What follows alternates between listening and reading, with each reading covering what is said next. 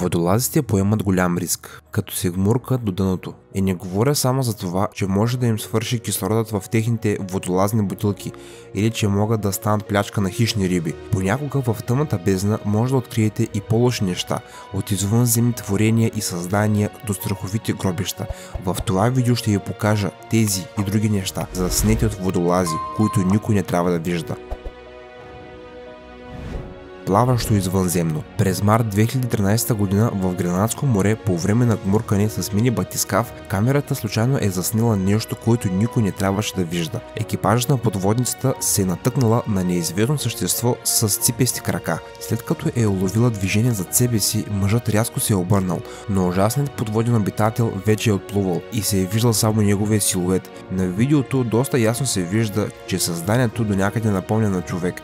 Но кой е това? Истинска русалка или подводно извънземно? Много потребители след разглеждане на тези кадри бяха разделени на два типа. Някой смяташе, че това е умела шега, а други са твърдили, че това не може да се фалшифицира. Защото водолаза, който например играе ролята на същество, няма да може да се справи с налягане на такова голяма дълбочина без специално оборудване и съществото се движи твърде бързо. Затова решете вие, дали да вярвате в съществуването на русалки и ихтиандри, или вярвате, че това е един вид обработка.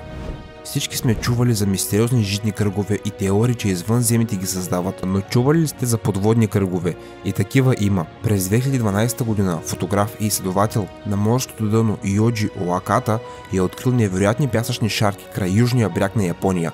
Йоджи бил очарован от тези мистериозни кръгове, които са били между около 1,5 и 2 метра в диаметър и са се намирали на дъното на океана на дълбочина от 24 метра. Кой или какво ги създава и най-важно защо? Йоджи е бил много заинтригуван, въпреки факта, че е картографирал и събирал информация за морското дъно повече от 50 години. Решил да се върне обратно, но този път с екип, за да изследва находката с помощта на подводни камери. Оказало се, че създателят на кръговете изобщо не е извънземен. Йоджи изобщо не е подозирал, че създателят е малка рибка от семейството на рибите пухкавици, дълга само няколко сантиметра и е творяла с помощта на перка. И нещо повече, рибата е била мъжка. Оказва се, че мъжката риба се занимава с пясъчния си дизайн, усърдно работи ден и нощ. Той прави това, за да привлече вниманието на женската. Ако женските са доволни от това, което виждат, тогава те снасят своите яйца вътре в този кръг, в длъбнатината, за да го предпазят от океанското течение. Колкото по-сложна и красива е структурата, създадена от рибата, толкова по-големи са шансовете мъжкият да спечели благоразположението на женската. Понякога дайвинга може да предостави най-невероятна представа за съществуването и богата история на човек. Това се е случило с Брадли Ръсел, когато е отишъл да се гмурне в един от многото ценоти, т.е. природни провали, пълни с вода на полуостров Юкатан. Дайвингът определено може да бъде опасен. Представете си, че се гмуркате в дупка в земята и плувате през отвор с размерите на вашето тяло. Плувате през тези тъмни дупки и се озовавате в мрачни пещери. И какво може да очаквате там? Какво ще кажете за история, датираща хиляди години назад? Само тази история представлява останките на хора. Така че Брадли Ръсел не е мислил, че ще намери много скелети в подводната пещера, които са лежали там от дълго време.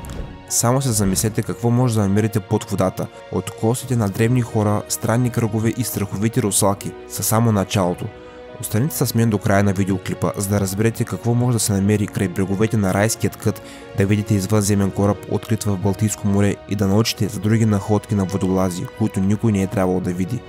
Костенурки, скатове, акули, стотици видове риби и подводни призраци. Да, точно призраците. За много водолази лагуната Трук или Чук в Микронезия е мястото, където може да се изгубите и да се почувствате, че все едно сте сред призраци, в огромно гробище от военна техника, потънали подводници и военни кораби, танкове и самолети, смесени с кутии, в които са останали снаряди и боеприпаси, които са останали погребани в подводния свят. Това място направо крещи за ужасите, останали от войната. През 1944 година американски изтребители извършват операция, наречена Хелстоун, насочена към унищожаване на японския флот и самолети. Всичко това е потънало заснело на дъното на океана. Райското кътче буквално за миг се е превърнало в масов гроб за военна техника и военни. Това най-вероятно е най-голямото подводно гробище на военна техника. Дълги години водолазите са се страхували да се гмуркат там заради възможността от експлозия на бомби. Сега обаче те са извадени, обезвредени и изложени като доказателство за ужасната морска катастрофа. Мнозина твърдят, че във водите на лагуната Трук живеят призраци на 3000 години на същите мъртви войници. Изгубеният град. Легенда или реалност? Този въпрос отдавна е задаван във връзка с съществуването на подводния град. Според исторически данни Хераклион се е намирал в дълбоководното устие на Нил и е бил едно от основните търговски пристанища на Древен Египет. Но един ден Хераклион е изчезнал, мощно земетресение е разрушил града, а цунамито го е потопило напълно под водата. Повече от 2000 години той е бил на дъното, докато френският археолог Франк Годио не открива този легендарен град. Французинът посветил целият си живот на търсенето му, но го е намерил само по щастлива случайност на дълбочина от 10 метра в залива Абу Кир, в района на Александрия. Гледката от подводните руини била просто невероятна. Това, което е срещал, е било много по-ценно от просто съкровище. 64 кораба, над 60 котви, съндък с златни монети и скъпоценности, 3 статуи, високи по 5 метра, от розов гранит и много други. Открита е и черна гранитна плоча с надпис върху него – Хераклион. В центъра на подводният град е открит храмът на Херкулес, същият, който е описан от гръцкият историк Херодот. От тогава изследванията в този регион продължават. Би било чудесно, ако водолазите успеят да намерят някакъв извънземен кораб на дъното, нали така? Изглежда вече се е случило. През 2011 година шведски водолази са открили нещо много напомнящо на извънземен кораб. Това се е случило на дъното на Балтийско море в Ботаническия залив между Финландия и Швеция. Като цяло те са отишли на дъното в търсене на следи от вековни корабокрушения, но вместо това са открили странен заоблен обект на дълбочина от 92 метра, с диаметър около 18 метра. Трябва да се отбележи, че наблизо е имало надлъжни следи, които наподобявали спирачен път.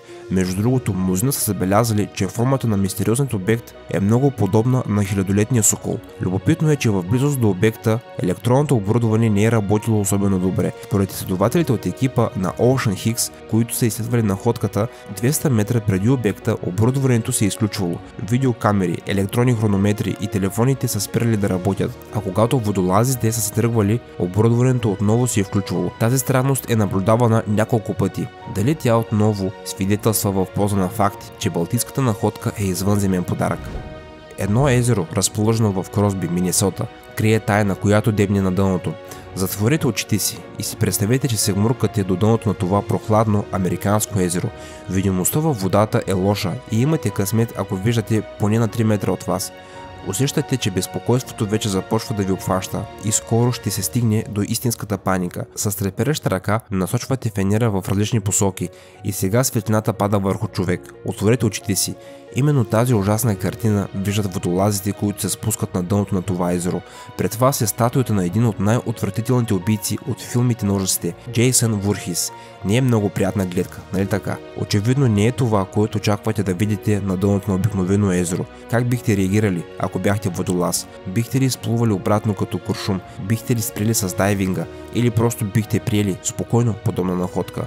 Пътят Бимини. Таинственият път Бимини отдавна е един от най-обсъжданите сред геолози, археолози и обикновени водолази. Каква е тази структура от каменни блокове, разположена на дъното на Атлантическия океан, близо до Бахамите? Дали е част от изгубената Атлантида или пътят е с напълно естествен происход?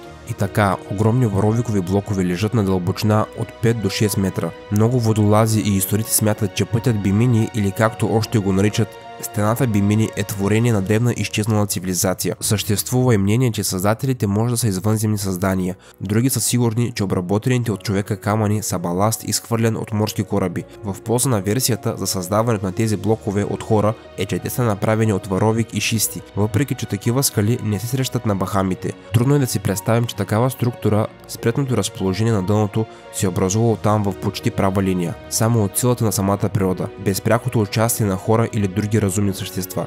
Не мисля, че тук всичко е толкова просто. Аз бях Айхан Инфай, приятели. Долу в коментарите споделете коя находка най-много ви грабна.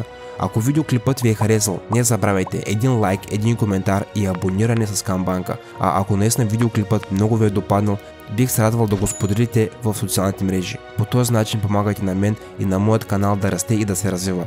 Очаквайте съвсем скоро много нови интересни видеоклипове. Чао, приятели, и до скоро!